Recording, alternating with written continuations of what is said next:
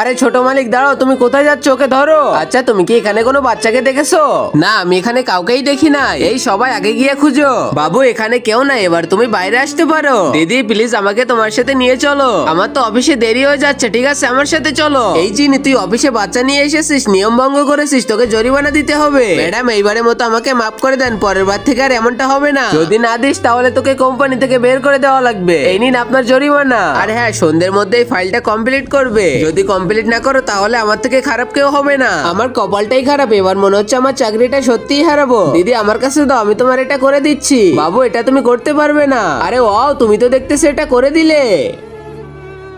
এই তুমি এখানে গল্প করতেছো, আমি তোমাকে একটা ফাইল দিয়েছিলাম, সেটা কমপ্লিট হয়েছে? হ্যাঁ ম্যাম, এটা তো আমি কমপ্লিট করে রেখে দিয়েছি। এটা তো কোনো প্রকারেই সম্ভব না, বস ছাড়া ফাইল কমপ্লিট হবে না। এই কোম্পানির বস তো হলো আমার বাবা। এই চিন্টু কি বলতেছো? চুপ থাকো। তোরা দুইজন অনেক বিরক্ত করতেছিস, তোরা দুইজনেই বেরিয়ে যা। আর এত সাহস হয় যে আমার মেয়েকে বের করে দিতে চাই? সরি বস, বুঝতে পারি না এটা আপনার মেয়ে। বাবা আপনার ম্যানেজার আমাকে কোম্পানি থেকে বের করে দিতে চাইছে, একে তো এখন আমি এই কোম্পানি থেকে নিজেই বের করে দিব।